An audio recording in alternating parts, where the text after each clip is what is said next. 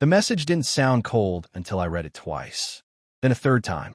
Then I realized it wasn't just indifference, it was distance I'd been ignoring for months. I'm not coming to your brother's funeral. I barely knew him, and it's depressing. That was the exact sentence. Word for word. No pause. No. Im suri. No hosetaschen. Just a decision. Her name is Sloane Harrington. We live in Westport, Connecticut.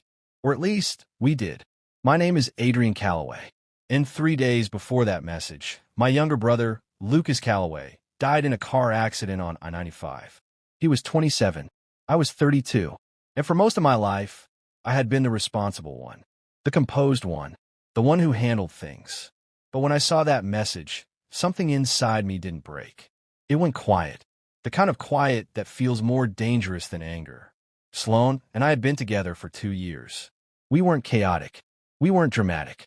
We were efficient. Dinners scheduled. Trips planned months in advance. Arguments handled like negotiations. It worked, or at least I thought it did. Lucas had met her twice. He said she was polished. Not warm. Not kind. Not cold either. Just polished. At the time, I laughed it off. Now I understood what he meant. The funeral was on a gray Thursday morning. The kind of weather that makes everything feel heavier. My parents sat in the front row. My mother looked like she hadn't slept in days. My father didn't cry. He just stared forward like he was trying to memorize something he couldn't accept. Sloane wasn't there, and everyone noticed. Not because they were looking for her, but because absence has a way of becoming visible when it matters. My aunt leaned over at one point and whispered, "Is Sloane okay?" I nodded. I said, "We're conflict." It came out naturally, too naturally, like I had already started protecting her without realizing it. Before we go further, think about this for a second. If someone you loved chose not to show up in your darkest moment, would you excuse it, or would that change everything for you? I didn't answer that question then. I just moved through the day, shook hands, accepted condolences, listened to stories about Lucas that felt too short to represent a life. When it was over, I didn't go home right away. I sat in my car in the cemetery parking lot. The silence felt honest, more honest than anything I'd felt in months. When I finally got home, Sloane was on the couch, laptop open, wine glass half full. She looked up like I had just returned from a business meeting. "How was it?" she asked. Not, "How are you?" Not, "I'm sorry I wasn't there." Just, "How was it?" I stood there for a second longer than necessary. "It was a funeral," I said. She nodded slowly. "I figured," she replied. Then she closed her laptop. "I didn't think it would make sense for me to go," she added. "It's not really my space." Not my space. That phrase stayed with me. I sat across from her. I didn't raise my voice. I didn't accuse her.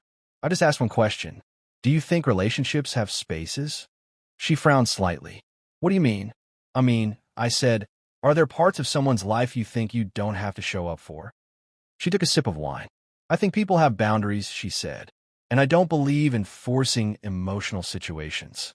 It sounded reasonable. That's what made it unsettling. Because she wasn't wrong, but she wasn't right either. There was something missing, something human. Over the next few days, nothing exploded.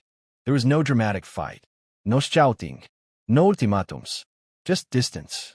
We still had dinner together. We still talked about work. We still functioned. But something had shifted. I started noticing things I hadn't before. How she responded to inconvenience. How she avoided discomfort. How she framed everything in terms of efficiency and logic. Lucas had once driven 4 hours to help me move apartments. He didn't ask if it made sense. He didn't weigh emotional cost. He just showed up. And for the first time, I realized Sloane wouldn't have done that. Not because she didn't care, but because she cared differently. A week later, we had dinner at a restaurant in Greenwich. One of those quiet places where conversations are low and controlled. She was talking about a promotion opportunity. Something in Boston. A significant step. More responsibility. Better pay. She was excited. And I listened.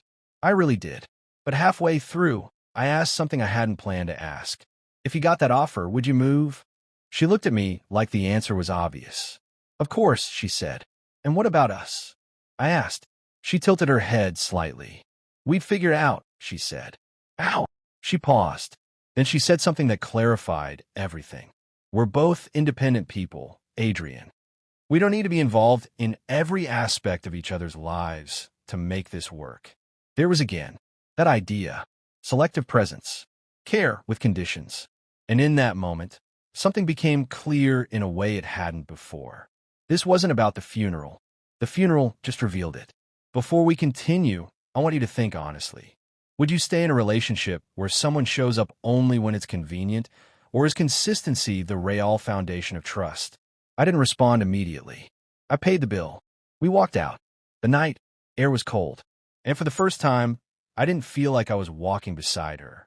I felt like I was walking next to someone I was still trying to understand. When we got home, I didn't sit down. I didn't take off my coat. I just stood there and said, I think we want different things. She didn't react dramatically. She didn't cry. She didn't argue. She just looked at me. Carefully. Because of the funeral? She asked. No, I said. Because of what it showed me. She crossed her arms. And what did it show you? That you don't show up when it's hard, I said. And I need someone who does. There was a long pause. Not tense. Just final. I'm not that person, she said. And she wasn't apologizing. She was being honest. That was the most unsettling part. Because honesty doesn't always soften things. Sometimes it makes them sharper. We ended it that night. No scene. No shouting. Just two people acknowledging something that had been there all along. A difference in how we define presence. A difference in what we believed love required. A month later, I visited Lucas's grave again. Alone, but not the same kind of alone. I stood there for a while, not thinking about Sloan, not replaying the conversation, just standing. And I realized something simple. Some people don't leave when things get hard. They just never arrive in the first place. And it takes a moment like that, a moment you never wanted, to finally see it clearly.